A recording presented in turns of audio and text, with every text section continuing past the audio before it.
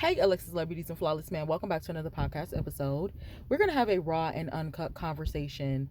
Explain breaking the generational curse. This information I am going to give you is information that I have for myself because I'm on this journey currently, and this is all I have for right now for beginners. Anytime we talk about something is for beginners, we're just trying to bag up and then learn more, do our extended research, and not just learn and get all this information, but actually applying that information to our life is what actually changes our lives. A generational curse is, we all have a generational curse, simply because that generational curse just doesn't start with your physical family. It starts with your spiritual family. Like I be saying, I don't know who all these people ancestors is. They be talking to all of the moons and the stars and the water gods. Them not my ancestors. My ancestors are the people that I read about, and I still don't even talk about that a lot, but when the conversation come up, then I just make that clear. My ancestors are the ones that I read about, like John, Peter, James, Noah, Abraham, Adam, Eve, Seth, Cain. Those are my ancestors, because that's all the Lord told me in the beginning. He said that he created man from the ground, and then he told us about the story, and then that was, that multiplication allowed life to continue to go on. So those are our ancestors on this channel, and that's who I claim to be my ancestors. And so that curse goes back from then. Speaking of ancestors, everybody talk about ancestors, but they don't even know where to get this information from. So because I read the Bible, I've been reading it for 30 years. That is my family. Those are my ancestors. So it just goes back that far. So I'm actually able to read and learn about those ancestors and the different things that happen. So when I read my Bible, I see what my spiritual family has been through, the different things they have gone through, and the way those same things attach to me to this day. We're just in a different generation. That doesn't mean that the curse has changed. It's still passing through your bloodline, but for some reason this generation are so caught up on love and loyalty and family, they can't even see the real thing that they need to see. They are just caught in a delusion of feeling like they have to be loyal to the very people that causes them harm and causes them evil. So a lot of people don't actually see what's going on in their bloodline, and this is why the generation continues to go and go. But if you're like me, you're not going to let that happen, because you're tired of it. You feel it, you see it, it's not good, and you just have a sense of difference. You have a sense that you're different. Everybody tells you that you're different. It's not just about being different. It's actually about the things that you go through and the way that you live your life and the things that you hear God tell you. So for now, what I know about the generational curse is just information. You have to go and get the information. It's going to be hard trying to get information. What you're trying to do is break this curse. You're trying to break this bondage. You're trying to break this stronghold that has been on your life, but it's so far in the family. Everybody may not have the opportunity to wear, or they might not feel comfortable doing so, going to ask their elders, or asking people in their family, like their parents, and getting the information. I'm doing that, and I've done all of that. And so then when you get that information, not only are you doing that alone, you give that to God, and then God is going to also open up some things to you. With this information, you're going to learn about the different things about the blood you're connected to. When you get this information, then you're going to know how to fight against that information. Then you apply that information to your life, and then you do things differently with that information. This is why somebody can have a child, and that child lives like them, and everybody in the family is stuck and broke, and nobody's in the family married, and everybody just working jobs and all of the things, because nobody understands that that's actually a stronghold. We were never supposed to live in poverty and oppression. That is a strong delusion. That is a curse. That's what it is. And so when you get that information, you apply that information. When you learn about the abuse and the neglect and the witchcraft and all of the things that go on in your family, now you're actually fighting demons. People say they're fighting demons, and they really are. They don't know the names of those demons. They don't know why those demons are attacking them, and why it's so strong, and why they can't do this and why they can't do that. But when you do your extended research and you're actually wanting to go and break those generational curses, this is going to help your family.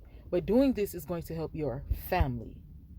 Doing these things is going to help your life. It's going to help the children that you birth. You're going to have a different perspective of life. And nobody's going to like that, but we're not here to be liked. This is what you call going against the grain. This is the real hustle right here. This is the work that we're doing, the self work that we're doing, the healing that we're doing in order to get to where we need to get to. This is what we call purpose. This is what we call destiny. This is the steps. This is what we call self love. All of these words that people be saying, power and all of it, this is what that is. This is the work. This is the work. Finding out about those body counts, finding out about that abuse and neglect that's been going on in the family. You get that information, you pray against it, you forgive. These are the steps. You get the information, you forgive, you pray against it. This is a process. This is what people are talking about when they're saying, I'm on a journey. This is what we're talking about when we're saying a spiritual awakening. This is what we're talking about when we're seeing and feeling the shift. This is what it is. This is the new world order. That is what it is. And everybody will not survive because people are too afraid to let go, to trust God, to believe, and just to go against the grain in general. So this is why a lot of people will not make it into the next.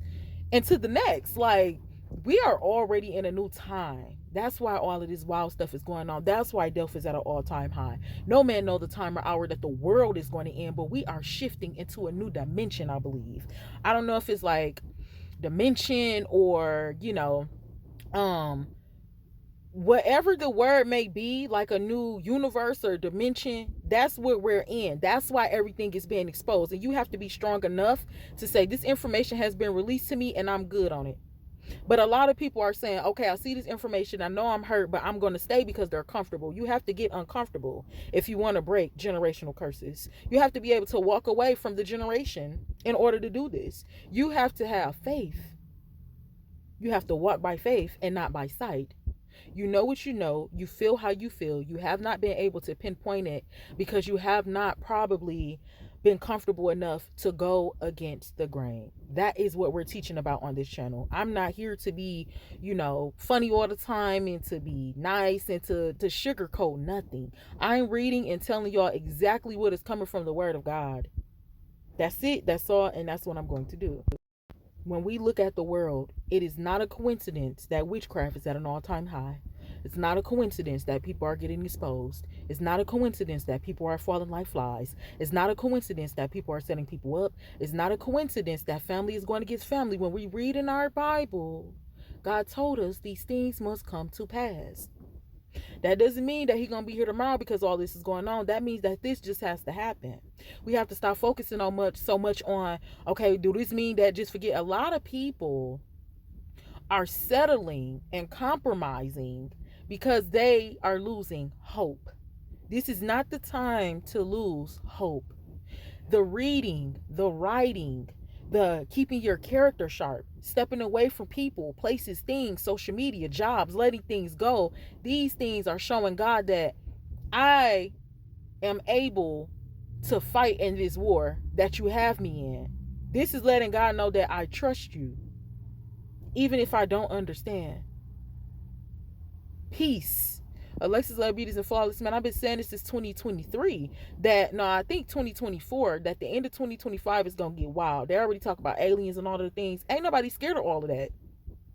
Because when I read my Bibles, I already know about aliens and Nephilim and all of the things. It's not conspiracy. We're human and we never seen nothing like that. And then science plays so much in our face. They want us to think that it's fake. So if somebody really pull up, right? They said our boy Trump was talking to, you feel me? They said Trump have been in communication and, he building this golden dome over the White House and all of the things, right?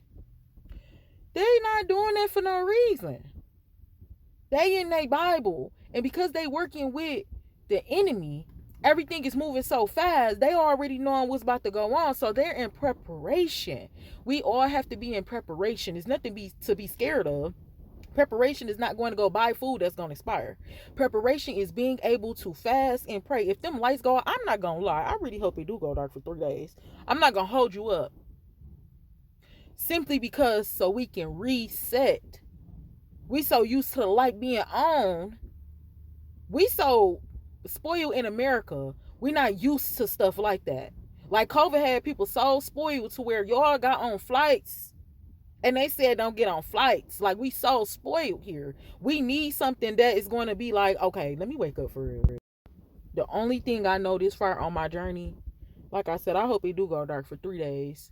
That'll put everybody, you won't be able to depend on nobody. If you ain't never been in a situation to where you had to depend on God, now it's going to be the time. It's going to separate the real from the fake, because when them lights come back on, only the wise is going to be able to survive. This is not about food and using all the tissue in the store. This is about transformation. Alexus Love Beauties and Flawless Man. We have to learn how to fast and pray. We have to learn how to read and ask for understanding. We have to learn how to walk away from the things that continue to destroy our soul. That feeling that you have, your emotions, this is your soul. That's your soul. It's on the inside of your body. That's your soul. That's how God talks to us, on the inside. When everybody say you got to go on the inside, you got to love yourself, they're saying that because that's how it is. That's how you connect with the inside. When you meditate and you're taking them deep breaths in and out, we have to calm down. We're so in hustle mode. We're in survival mode in this country. We have to relax our nervous system. We have to, because it's a paradigm shift and everybody's not going to make it. And you cannot save people. You cannot save people. If God, come on, Jesus, if God can't even save people, if this man came and gave his life and he can't still save these people, you can't save these people. Alexus Love Beauties and Flawless Man is nothing to be afraid of. Understand that we're in preparation. I love you. God bless you. And I will talk to you in the next podcast episode. Mwah.